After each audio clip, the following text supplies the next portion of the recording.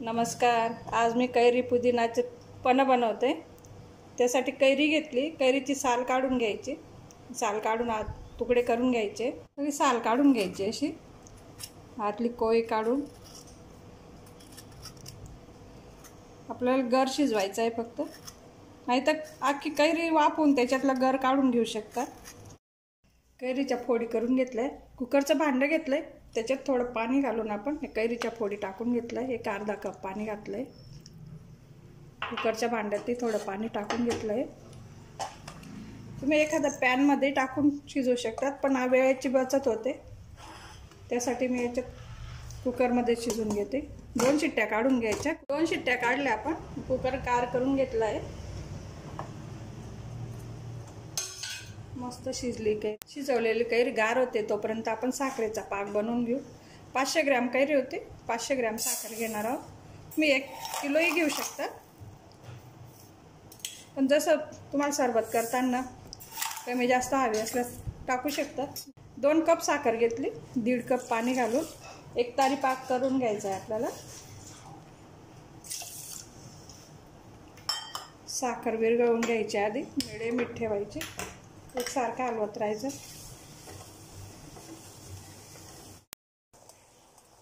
एक 5 मिनिटं उकळू दिला मी साखरेचा पाक.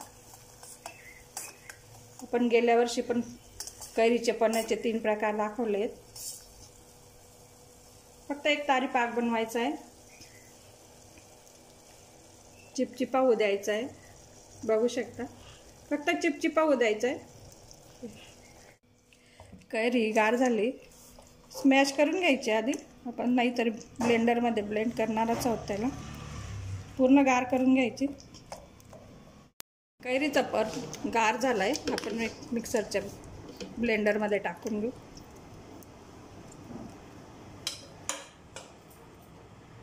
एक चमचा संचळ काळं मीठ ब्लॅक सॉल्ट घेतला आहे मी. 1 चमचा.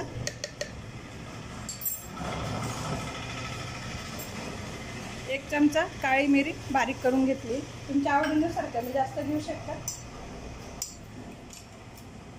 भाजलेल्याची जिराची पावडर 2 चमचे जिरा पावडर भाजून घेतली, पावडर करून घेतली.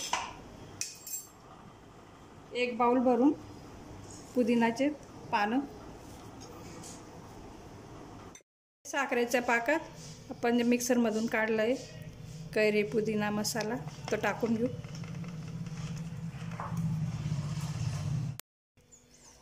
साखरेच्या पाकात विरघळून घ्यायचं छान असं.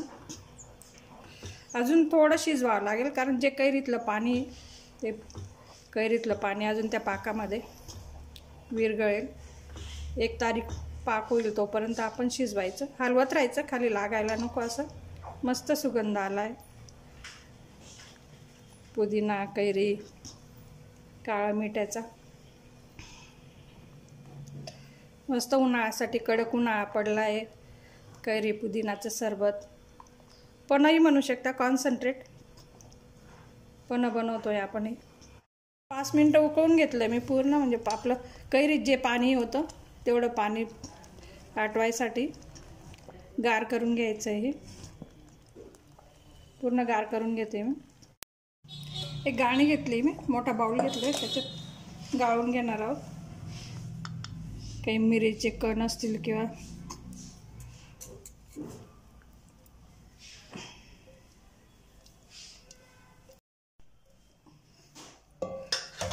न गाळताही देऊ शकतात तुम्ही, पण जे काही पुदिनाचे काढायचे असतील किंवा जिऱ्याचे कण असतील ते सगळे निघून जातील. असे गाळून घेतलं मी कॉन्सन्ट्रेट कैरी पुदिना पन्ह. ग्लासामध्ये बर्फ घेतला आहे मी. बाहेरून उन्हातून आले किंवा पाहुणे आले झटपट आपण हे पन्ह करू शकतो. कॉन्सन्ट्रेट या असंही तुम्ही महिनाभर फ्रीजमध्ये बॉटलीमध्ये भरून टिकवू शकता. पण वर्षभर टिकवायचं असेल तर त्याच्यात प्रिझर्वेटिव्ह टाकावं लागेल तुम्हाला. त्याच्यात थंडगार पाणी. तुम्ही कलरही टाकू शकता त्याच्यात, हिरवा कलर. उन्हाळ्यासाठी आपलं तयार झालं पुदिना कैरीचं पन्ह.